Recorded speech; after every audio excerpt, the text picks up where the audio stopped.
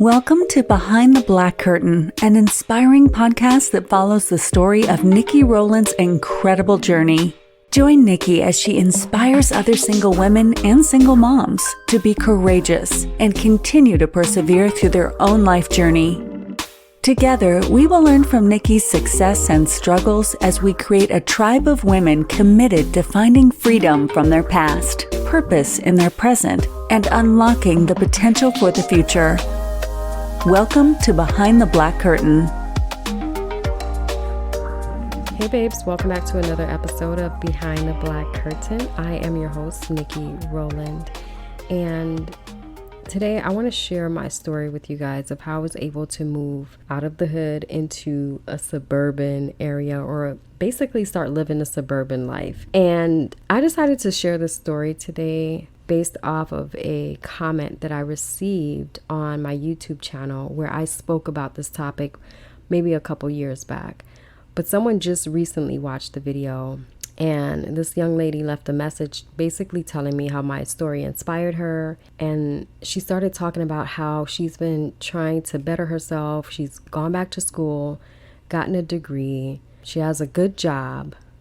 She's a single mother, and she just can't seem to get herself and her son out of the hood. She's just like, she wants it so bad, but it's not happening. She's a very positive person. She's uplifting and vibrant. She's very motivated, but for whatever it is, it just feels like she's stuck in her situation. Her son is being bullied at the school, and she's starting to be discouraged and lose hope. And when I saw that, I did respond back to her, but then I decided, you know what, I think I want to talk about this topic today. And in all transparency, I know that I saw her response today because this is God telling me that this is what you're going to talk about. I said a prayer early today, and I said, God, I'm tired. You guys, I am emotionally and mentally exhausted. Life has been on the up and up for me. Things have gotten better, but there's still a lot that I have to deal with on a day-to-day basis. My daily schedule is a lot. I get up extremely early just so I can do something for myself, like work out and take care of my body. And after that is go, go, go, go, go. So if I'm up from 4 o'clock in the morning, and from there I am working out, getting my son up for school, getting him fed, walking him to the bus stop. I come home, I'm finishing getting ready for work. I'm out the door by 7:30.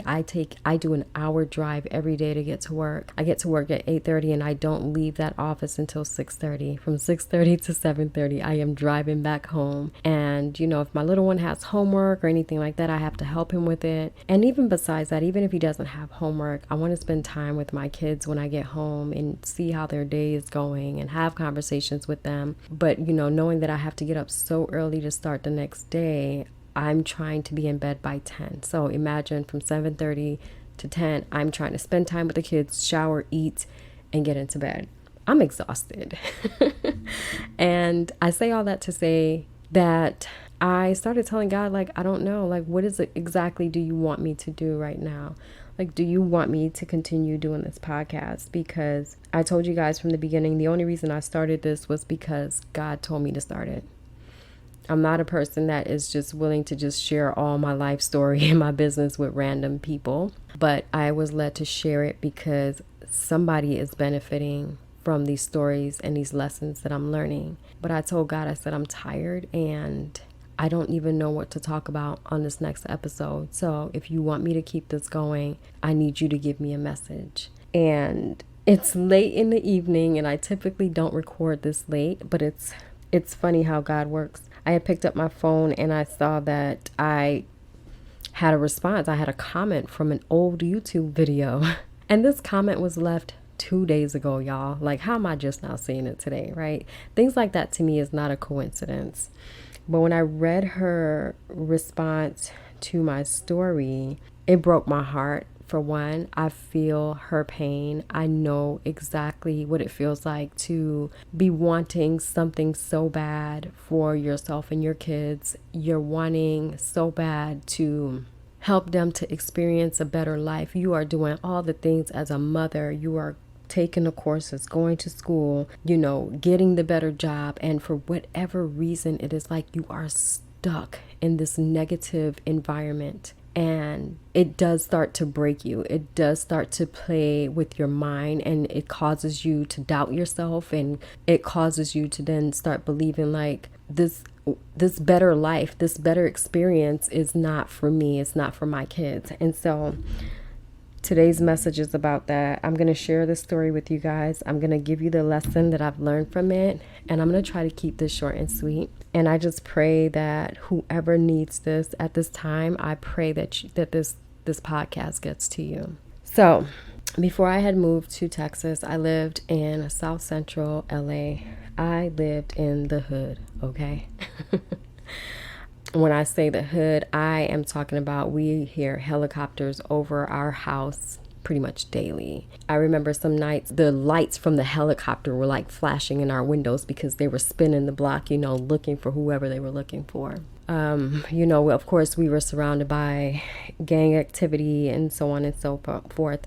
Now, I never got harassed or I don't think I was ever afraid of where I was. And I do believe that is because we were just acclimated to being in an environment. That's what we were used to. But I just knew it wasn't good. I knew the schools that my kids were in were not good. And I can say that they were not good because the teachers were telling me, you need to get your kids out of the school. You need to put them somewhere in a better environment, because my kids were excelling at everything, and they just were not like other kids. They were not there, disrupting the class and acting out and just fighting people. They weren't those kids. And specifically, it was my daughter's teacher that said to me, you need to take her out of here. She's too smart to be here. Like, the school system, the school over here in this neighborhood, they're gonna hold her back. Meaning, she's too bright. And if she stays there, she will not excel in the way that she should be excelling. So get her out of here. And I remember asking the teacher, like, how do I do this? Because we were, this is your home school. So how do I get her out of this? And she told me the whole process of, applying for a permit. And the permit allowed us to go from Los Angeles, LAUSD, to Santa Monica. And that drive from where we lived to Santa Monica, California, was probably a good 45 minutes every morning. And that was because traffic was heavy. Without traffic, I think the drive was probably, 20-25 minutes. It really wasn't that bad. But in the mornings and then in the afternoons when it was time to pick them up, it was heavy. But I applied for the permit, and I was able to get my kids into the school, and with the contingency being that they had to be on time at school every day. Like, their attendance needed to be excellent in order for them to keep them at the school. So that's where it first started.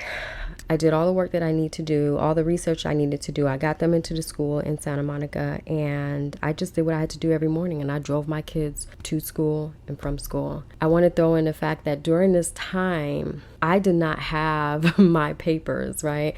So I had an old driver's license that I used, that I was able to get when I lived in Miami at some point. Now, this license is now expired, and at the time, because I was not legally documented, I was not able to get a new license in California. I was going through the process of having my legal documentation, but until that process is completed, I can't get anything. And I risked it, y'all. I risked getting caught, whatever action the police wanted to take if they pulled me over. I risked all of that to get my children into a better environment, to get my children into a better school. Now, when they got into the Santa Monica school, it literally was like my kids were in a private school. The experience that they got, the way the teachers taught, the way the teachers even behaved or treated the children was completely different than what we were experiencing in LAUSD, in South Central, in Los Angeles. It was completely different. It was night and day. And yes, the school that they were in was predominantly white, and this area that the school was in, like, these people have money. These people are doing well, but everyone treated us so good. Everyone was so welcoming. And so I did what I had to do to keep my children in that environment. And so they would literally be going to school out there, and then in the evening they come back home and they're in the hood. And they have their friends in the neighborhood and whatnot. So they were living in like two different worlds. And by the way, I did have a moment where I was pulled over by the cops. And I had my license that was expired, and then they ran my stuff and they saw I wasn't documented. It was a whole mess, but I did not get arrested. Thank you, God. And that's a story for another day. So it started with the school system, getting them out of the school that was in the hood. If you've listened to my podcast where I talked about me low-key being deported out of the United States, then you know what that process was like, where I had to leave and my children ended up being in Belize with me. And so while we were out there for like the 9 months, when we came back, life had changed for us. And at this point, my daughter was now in junior high, and I did the whole permit thing again, and I was able to get her into a performing arts school that was in like Marina Del Rey area, I believe. And so with that, she was actually able to get on a bus that would pick her up every day and take her out there, a school bus, and bring her back. So thank God that helped out. But my boys were in the school in our neighborhood. And what I didn't realize at the time was that my oldest son was getting into fights. He was getting into a lot of fights at school, and I didn't know that until we moved to Texas. Like, he didn't tell me anything that was going on. My daughter was getting bullied at one point as well, and I didn't really know about that either. And when I asked them, like, well, how come you guys never told me? Like, you know, I would have been up at the school. They were like, that's exactly why we didn't tell you, because we knew you would show up and cut up. But yeah, so we went through that whole process, and until I ended up moving to Texas. So now let's talk about this. Prior to me moving to Texas, I was going through the whole divorce process. I was going through the whole process of trying to get child support from my ex, and I was not getting anything. Not only that, but I could not get a job anywhere. I could not get a job anywhere. I went from personal training and doing it privately, but you know, at this point, if I am taking full responsibility of bills in the home and the children and everything like that, I'm gonna need more than just what my private clients are paying me. And so I was looking for jobs and I couldn't get anything, y'all. And I remember like getting to the point where I was like, I have to stand in line and go get food stamps at this point. And that was something that I was fighting so bad to not have to do. My pride, when I tell you my pride was shot down, I don't know how else to explain it. I was humbled. I was so humbled. I was so embarrassed. I was ashamed. I felt like I had failed in life. Although I was doing everything that I could do, I still felt like I failed. Like I failed my children. I failed myself. And I remember crying out to God so much and praying so much, like, what is going on?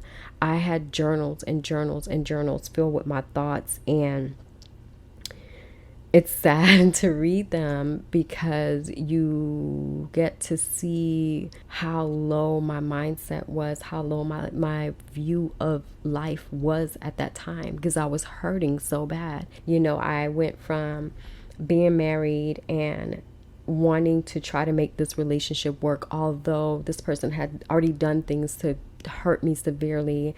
I was still willing to try to make it work and, you know, get counseling if he was willing to do it. And none of that was an option for him. And so then I'm starting to deal with, you know, him not helping and doing his part, and me fighting to keep a roof over my head for me and my children. On God, I cannot tell you guys how I was able to keep that roof over our head, keep the internet on, keep my lights on, and food on the table with a check, monthly check that did not even cover my $1,200 a month rent.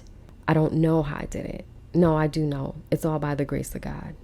It is literally by the grace of God. And so when I talk about God and my faith, and when I say that I know that God is real and that I don't believe in the universe, because I've never prayed or talked to the universe, I've prayed and talked to the Creator, and I've seen how He's shown up for me. These are reasons I can say that to you guys. Let me continue with the story. So I was praying, and I remember the whole manifestation thing like starting to pop around that time.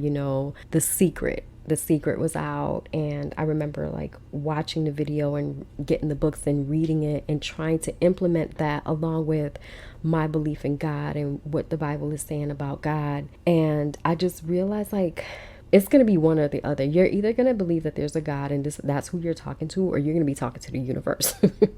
And so I was like, nah, I'm rocking with the Bible and what I know and what I've seen so far from Belize. Because mind you, this is coming off the back of finally being able to leave Belize and come back into America with my children. And now, boom, this is the BS that I'm now having to deal with. And I was just like, I remember how you pulled me through out of Belize. Like everybody else was saying, it's going to be at minimum 5 years. I would sit there before I got a response.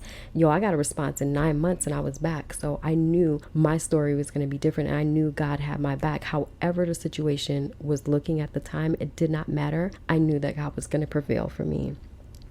And so I remember just journaling and praying and just taking bits and pieces of the manifestation of what they were teaching in The Secret, which is it's pretty much, you need to believe. Like whatever you're asking for, you have to be able to see that happen for you. You have to be able to believe without a shadow of a doubt, like this is going to happen for me. And what I've learned during this time, and I'm still seeing this to this day, the more you're believing for something, especially if it's something big and it's something life-changing, the more that you are believing for it and you're standing 10 toes down like this is going to happen for me, the more adversity is going to come your way. It's like the more you continue to get tested to see like, do you really have what it takes to receive this blessing? And so when I tell y'all, it was like one thing after the next. So I go from, having a job to no job to collecting food stamps, and just my landlord starting to harass me, and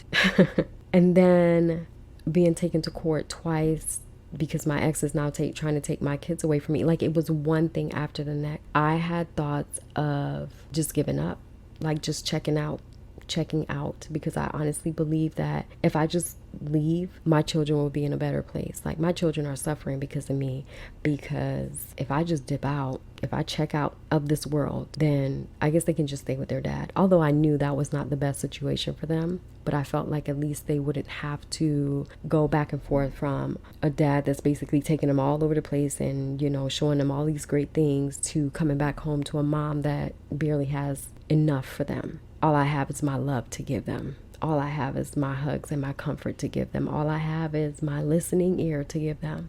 I really felt like it would have been better if I had left. And I just remember every time I had those thoughts, somebody would call me and like at the perfect time and just shake me out of it. And the last time it happened, I actually sat there and I started Googling like, what could I take to go to sleep and never wake up again? Because I really was at that point. And my mom had called me and I was telling her, I was on the phone bawling. And I was telling her, where my mindset was. And she was just like, you can't do that. Mind you guys, my youngest was an infant at the time. She basically talked me out of it, and she said, why don't you move to Texas? And I was like, nope, I don't want to move to Texas. Now, mind y'all, I am struggling, right? I don't know how I'm going to make it, but I'm still like, I don't want to move to Texas. I don't want to be out there with people riding horses, wearing cowboy boots. I don't want to see tumbleweed rolling across the street. And like, I don't want to be in that country life. I can't do that. Like, that's depressing. That's all I kept thinking. And she's just like, it's not like that here. Sometimes you just need to start over. And so I think it was about, I don't know, it was some months of her saying, hey, you need to just come and start over, before I finally gave in. Mind you, the whole time I'm writing and I'm journaling and I'm asking God for exactly what I want. I said, God, this is the neighborhood I want. I told him specifically, I want my kids to be able to experience living in a neighborhood where the homes are huge and beautiful and it's quiet and they have their own neighborhood park and pool and just laying it out. I want my kids to be able to go to a school that is like the schools that they see on the Disney Channel, like back in the day when they used to watch the Disney Channel and whatnot. I want them to be able to experience schools like that. I want them to experience schools where they have music classes and dance classes and they get to do all these fun things. Like, I want that for my kids. And literally every day I talk to God, I'm believing like, this is what I want. This is what I want. And this is not something selfish. This is because we are your children. You know, we are children of God. And because we are children of God, I know that we deserve the best. And this is what I'm asking for, God. I don't want my kids to be in the ghetto anymore. I am doing everything that I can. Show me what I need to do to get us up out of here. And meanwhile, my mom is like, move out here, come out here, come out here. And I'm like, nah, girl, nah. Not realizing that the neighborhood that I was praying and asking God to help us to experience living in is the neighborhood my mom was living in. Like, I never knew what her neighborhood looked like until I moved out here. And so when I finally had decided, you know what, I'm gonna go ahead and we're just gonna move out. We're gonna start over, go to Texas, start fresh. I'm gonna find a job and we'll just figure it out from there. At the time too, moving to Texas was dope because cost of living was way cheaper. You know, housing was a lot cheaper than what it is now. And so, mind you, y'all, I was paying $1,200 a month in LA for a little box. It was a box. It was a 2-bedroom apartment, but it was almost like a full-size bedroom cut in half to make it the 2 bedrooms. The bathroom was so tiny that you could barely fit 2 people in there at one time. And everything was just really tiny. I was paying like 12 something a month for that. And I come to Texas and I'm paying, the first place I move into is about the same amount, but I have a 3-bedroom, 2-bathroom home with a full-size laundry room and dishwasher in my kitchen and all this nice, like, it's so much space in my home. I got 2 pools on the grounds that we live on. We got basketball court. We have a movie theater in our apartment complex. We have a park for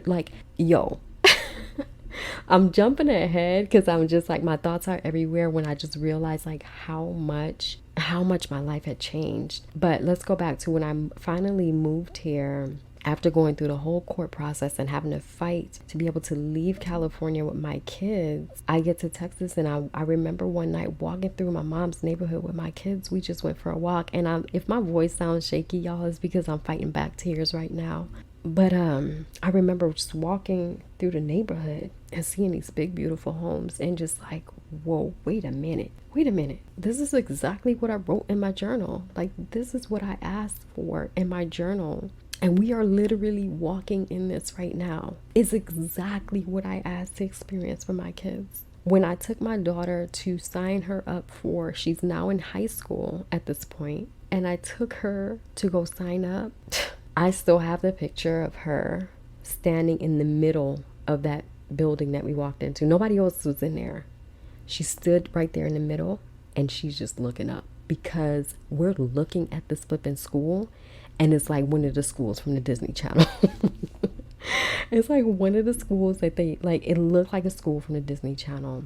That building was brand new that we walked into. And I just was like, yo, this is real. This manifestation stuff is real. That's all I kept saying. Like, oh my gosh, I wrote all of this down. This is what I've been praying for. This is what I sat to visualize. Like, it's all here. I was shook, y'all. I was shook. Now, with all that being said, life was not easy peasy. You know what I mean? It was way better than when we were in LA. But, you know, I'm starting over. I have my kids. They don't have friends out here. They're starting over. We did deal with some racism. My son dealt with racism with him riding the bus to school. We would have like little white kids on the bus making jokes about black people, and my son is sitting right there. So I had to like call up the school, speak to the principal, because y'all know I'm not going to play when it comes to my kids. So we're going to nip this in the bud. I don't know what you guys are used to. This is what I'm thinking, you know, when it comes to the kids out here and the teachers. So I'm like, I don't know what y'all are used to doing out here, but we're not doing that with me and my kids. But when I called and I spoke to the principal, they got everything straightened out immediately, like everything had stopped. But my kids, they had a rough time, just making friends. The kids here in Texas are not like how the kids were in LA, where, you go outside for recess, somebody got a ball to play ball, like, let's play. Out here, it's very much cliquish because these kids have gone to school together since, I don't know, birth. So they are very cliquey and not very open to new people. And so I was dealing with that. So it was like a combination of like, there's a release of, I no longer have to worry about them being in the hood and them being bullied or having to fight, to protect themselves, or having to go out of the district so that they can experience great schools. Like, no, their home school is a great school. The neighborhood that they're in and they're living in is a beautiful neighborhood. We got all of that, but there was always, there's something else that we still had to deal with. There was still another challenge for us, and I was okay with that. I was okay with dealing with that. That is my story of how we made it out of the hood. And like I said, I don't want to make this podcast long, but I just want to share this story for whoever else needs this, because if that girl that left me that comment on my YouTube video needs it, I know there's another woman that needs to hear this. And I just want to let you guys know that no matter what is going on right now, whatever you are praying for and you are asking God for, sis, bro, don't give up. Despite what battles, what challenges are continuously coming your way, I'm encouraging you to not give up. I'm encouraging you to believe every single day that you deserve the best. You deserve more. If you are a single mom and you are fighting for a better life for you and your children, sis, please, whatever you do, don't give up. I am nobody more special than anyone else. I'm honestly not. I honestly feel like I've gone through the crazy mess that I've gone through to just be an example to you guys that need it, to be an example to whoever is going through it right now that's feeling like nobody gets it. I get it. I get it. I get it. There's been many days that I've cried night after night after night. I cry myself to sleep. I put my kids to bed and I cry myself to sleep, and I get up the next morning, I start over and I do it all again. And I'm determined the next day, every day I get up, I'm determined that today's going to be a new day. Today's going to be better. Something has to change. Something has to change. Nothing stays the same forever. Like the seasons change, your season will change as well. And I think it's important to also point out that even when things get better and things begin to change for you, there could be there's a chance that you will still have some sort of challenge that you will have to deal with. But what I want for you to do is focus on the blessing that you have received, despite whatever challenge is trying to come up in front of you. Focus on the blessings that you're receiving and not the challenges. The blessing for me was being able to get out of LA. I love LA, y'all. I know I said I lived in the hood, but I loved LA. Like, I loved LA, and I always said, like, if I became rich, I would move back. I don't know if I would still do that now, but the blessing was being able to get my kids out of the hood, because I don't know how they would have ended up. I honestly don't know. And I was able to get my kids into a better environment. They got to see a different way of living. They got to see or experience a different way of viewing life. They got to learn from a different group of people. Like, there's so much blessing in this. And I'm praying for each and every one of you that's going through a challenge right now. I'm praying for all the mommies that are fighting for better for you and your kids. Honest to God, I am praying for y'all, because I feel your pain. Every time I see these messages, it breaks my heart because I get it. But just know that you are not alone. Know that you are not the first, and you will not be the last to go through what you're going through. And most importantly, know that God honestly doesn't give us more than what we can handle. It may feel like He's giving us more than what we can handle, but I promise you He's not. Find a community. If you have friends that you can trust, that you can talk to about this, whatever it is that you're going through, utilize those friendships, utilize those relationships. And if you don't have nobody, reach out to me. I am being so honest and just raw and open with you guys, and I want y'all to reach out to me. If you are a mom and you are at your wit's end and you feel like giving up and you're completely discouraged, sis, please just reach out to me. Okay? That is it. I love y'all so much. I hope this episode blessed somebody, and I can't leave you without giving you a scripture. So today's scripture is Isaiah 43:19. Behold, I am doing a new thing. Now it springs forth. Do you not perceive it? I will make a way in the wilderness and rivers in the desert. I want to use this verse to help you guys find encouragement in knowing that even in the toughest circumstances, God can pave a way for new beginnings and blessings. He's got you. He's got you. He's got you. He's got you. Stay blessed, y'all.